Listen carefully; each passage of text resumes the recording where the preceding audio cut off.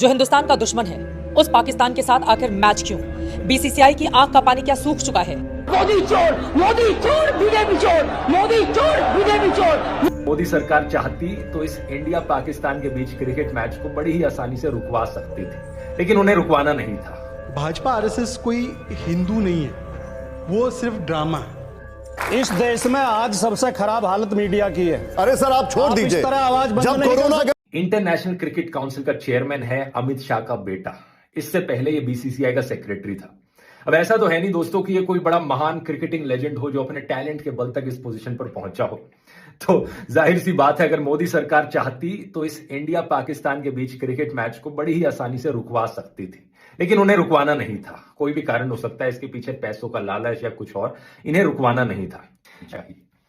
तो सवाल ये कि अब कैसे अंधभक्तों को बेवकूफ बनाया जाए, और ये एक ऐसी चीज है दोस्तों जिसमें ये सरकार बड़ी माहिर है।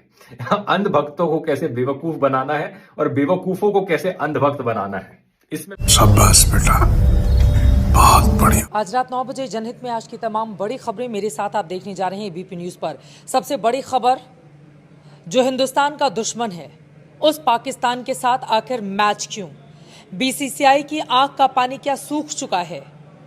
पहलगाम में जो हमला हुआ, चुन चुन कर हमारे लोगों को पाकिस्तान से भेजे गए आतंकवादियों ने मार दिया था, धर्म पूछकर नरसंहार किया था। उस पाकिस्तान के साथ मैच क्यों?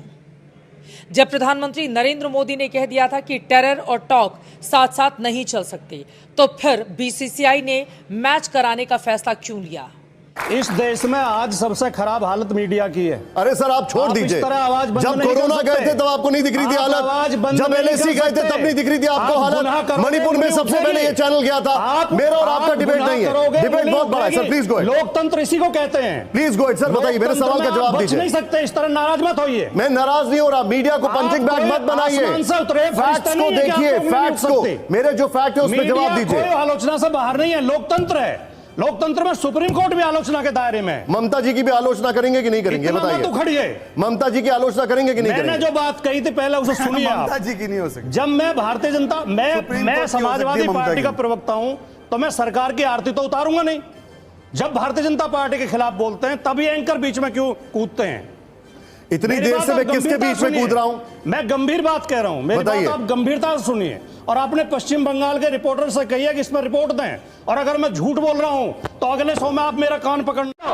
मोदी चोर, बीजेपी चोर, मोदी चोर, बीजेपी चोर, मोदी चोर, बीजेपी चोर, मोदी चोर, बीजेपी चोर, ओडिशा चोर, ओडिशा चोर, ओडिशा चोर, ओडिशा चोर, ओडिशा चोर, ओडिशा चोर। आपको पहले समझना होगा कि ये मनुवादी जो व्यवस्था है, ये भाजपा आरएसएस क्यों आगे कर रही है। भाजपा आरएसएस कोई हिंदू नहीं है, वो सिर्फ ड्रामा है। ये सच्चे पक्के हिंदू भी नहीं है। मोदी जी ने कभी 4 धामों का तीर्थ यात्रा भी नहीं की है आज तक। इससे ज़्यादा हिंदू अगर आप कहेंगे तो दिग्विजय सिंह है, वो तो सनातन धर्म को बहुत मानते हैं और सुबह उठ के पूजा पाठ करते हैं। मनोज भाई है, कन्हैया है, मुझे लगता है कि ये लोग जो है इनसे कहीं ज़्यादा हिंदू है। ये तो किसी के नहीं, अपने बाप के नहीं है।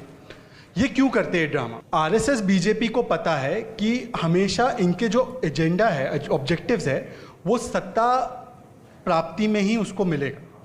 तो इनके जो फाइनेंसर्स है, जैसे अभी इन्होंने कहा अंबानी, अडानी, अब मैं आपको एक उदाहरण देता हूँ। ये इन्होंने उलझा दिया में देशद्रोही, देशभक्त, बीफ, लव जिहाद, फलाना ढिमकाना।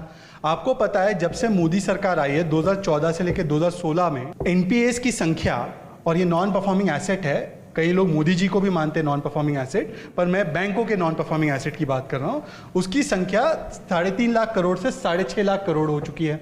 अब इसको रफा दफा करना है। विजय माल्या को तो भेज दिया, 1200 करोड़ भी दे दिए, पर दूसरों को भी देना है और बड़े बड़े देना है, रोहिया को देना है, अडानी को देना है, अंबानी को देना है। कैसे करेंगे? तो ये सब ड्रामा रचा जाता है और इस चर्चा के दौरान इन चीज़ों को पुश किया जाता है। जैसे एलपीजी के दाम बढ़ाए गए, किसी ने चर्चा नहीं की।